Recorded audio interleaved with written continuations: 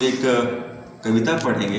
कविता का शीर्षक है पुत्र वियोग। और बता दूं कि पुत्र वियोग की कवित्री हैं सुभद्रा कुमारी चौहान, जिनका जन्म 16 अगस्त 1904 ईस्वी को इलाहाबाद उत्तर प्रदेश के एक निहालपुर गांव है वहाँ हुआ था। श्रीमती धीराज कुंवर और ठाकुर रामनाथ सिंह माता पिता इनके थे और ठाकुर लक्ष्मण सिंह चौहान इनके पति थे। इनका निधन बड़े दुखद हुआ। नागपुर से जबलपुर के वापसी में एक कार दुर्घटना हुई और 1948 की वो तिथि है, इनका निधन हुआ।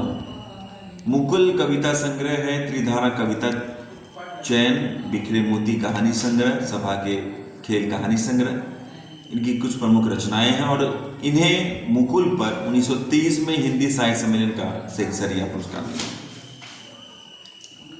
चलिए आइए इनकी कविताओं का पाठ करूं, फिर हम लोग इनके अर्थ को जानेंगे।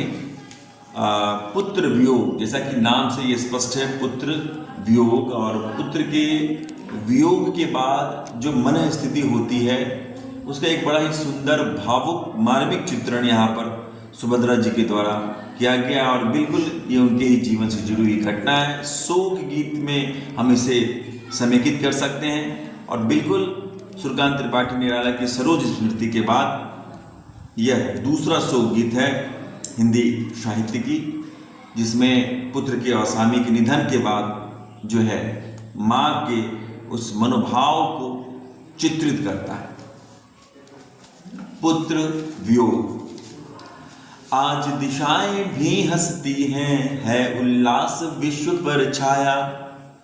आज दिशाएं भी हंसती हैं, है उल्लास विश्व पर छाया। मेरा खोया हुआ खिलौना अब तक मेरे पास न आया। शीत न लग जाए इस भय से, नहीं गोद से जिसे उतारा। छोड़ काम दौड़ कर आई, माँ कहकर जिस समय पुकारा। बहुत ही सुंदर तरीके से सुभद्रा कुमारी चौहान ने ये चित्रित किया है कि आज दिशाएं भी हंसती हैं, है उल्लास विश्व पर छाया, और मेरा खोया हुआ खिलौना अब तक मेरे पास ना आया। यहाँ पर खिलौना का मतलब उसके पुत्र से है, जो अब तक उसके पास नहीं है या नहीं आया है, वो उससे दूर चला गया। शीत न लग जाए इसके डर से वो उसे गोद से नहीं उतार रही है और तुरंत सभी कामों को छोड़कर द्रुत रूप से वो उसके पास आती है, तब जब वो बच्चा उसे माँ कहकर पुकारता था। थपकी दे दे जिसे सुलाया, जिसके लिए लोरियां गाई। जिसके मुख पर जरा मलिनता, देख आंख में रात बिताई। थपकी दे देकर जिसे सुलाया और जिसके लिए वो रात लोरियां गाई, और उसके चेहरे पर जरा सी उदासी मलिनता के भाव को देखकर रात भर जगे रहना, ऐसा संबंध माँ और पुत्र का उसके प्रति दिखाया गया है। जिसके लिए भूल अपनापन, पत्थर को भी देव बनाया। कहीं नारियल दूध बताशे, कहीं चढ़ाकर शीस नवाया। कि अपने पराये के भाव को भूलकर पत्थर को भी देव बना लिया, जिसने नारियल चढ़ाया, दूध चढ़ाया, बतासे चढ़ाए और कहीं चढ़ाया शीश को, कि उसके बच्चे हमेशा स्वस्थ रहे, हंसता खेलता रहे, आगे बढ़ा।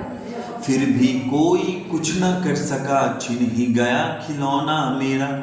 मैं असहाय विवश बैठी ही रही, उठ गया छौना मेरा। छौना मतलब उस बच्चे के बारे में उसका प्रतिबिंब है कि तड़प रहे हैं विकल प्राणी, मुझको पल भर शांति नहीं है। वह खोया धन पा न सकूंगी, इसमें कुछ भी भ्रांति नहीं है। उसके प्राण विकल रूप से तड़प रहे हैं और उसे पल भर के लिए भी शांति नहीं है। वह निश्चित है कि वह खोए हुए धन को पा नहीं सकेगी, इसमें कोई भी भ्रांति भी नहीं है। फिर भी रोता ही रहता है, नहीं मानता है मन मेरा।